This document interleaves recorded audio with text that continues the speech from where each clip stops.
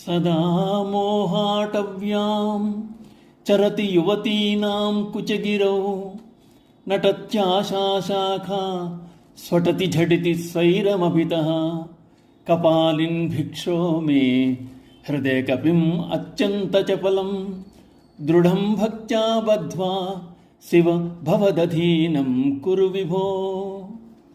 బ్రహ్మకపాలమును ధరించిన వాడవు, సర్వవ్యాపకుడవు, ఆనంద స్వరూపుడవు, ఆది భిక్షువోగు ఓ దేవా, ఎల్లప్పుడూ సంసారేచ్ఛానడి అడవి యందు సంచరించుతున్నది, యువతుల కుచిగిరులందు క్రీడించుతున్నది, భార్యాపుత్రులందలి ప్రేమయను కొమ్మలయందు తిరుగుతున్నది, నలుదిశలా వేగముగా స్వేచ్ఛగా పరుగులిడుతున్నది, మిక్కిలి చంచలమైనది అగు నా యొక్క మనస్సనడి కోతిని భక్తి అనడి త్రాటితో గట్టిగా బంధించి నీ వశమునందుంచుకును. ఈశ్వర ప్రీతిని కోరుకుని చపల చిత్తమును హరించి నా చిత్తమును నీ వశము చేసుకోమని శంకరులు ఈశ్వరుని ఈ విధంగా వేడుకుంటున్నారు. మనస్సనడి కోతి నా నిమిత్తం లేకుండా మోహకాననమును నర్తిస్తోంది, పర్వములోనున్న వనితల వెంట పడుతోంది, దారాపుత్రులందలి ప్రేమైనడి కొమ్మలందు తమకముతో దూకుతోంది, చురుకుగా చిలిపిగా నలు దిశలందు గంతులు వేస్తోంది.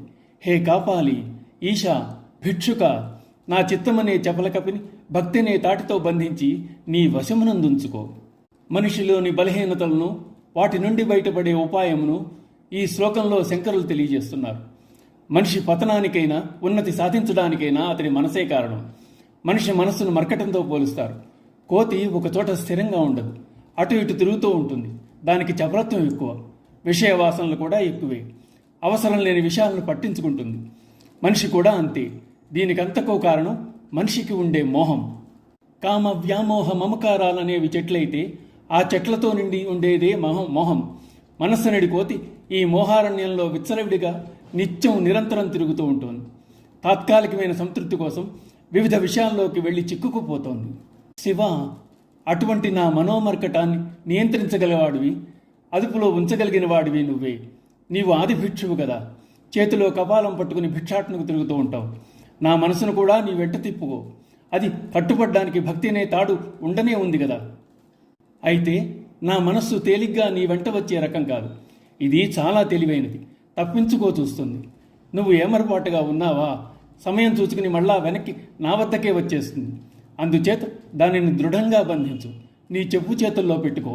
నాకు ప్రశాంతత కలుగు చేయి. మనస్సును అదుపు చేయడం అంత తేలిక కాదు. శివుని యందు భక్తిని ముడిపెడితే గాని అది మాట వినదు. అది కేవలం మన ప్రయత్నంతో జరిగేది కాదు. ఆ శివుడే దాన్ని తన అధీనంలో పెట్టుకుని విముక్తిని కలిగించాలి. అందుకు సమర్థుడు ఆయన ఒక్కడే అంటున్నారు శంకరాచార్యులు వారు. ఓం నమః శివాయ.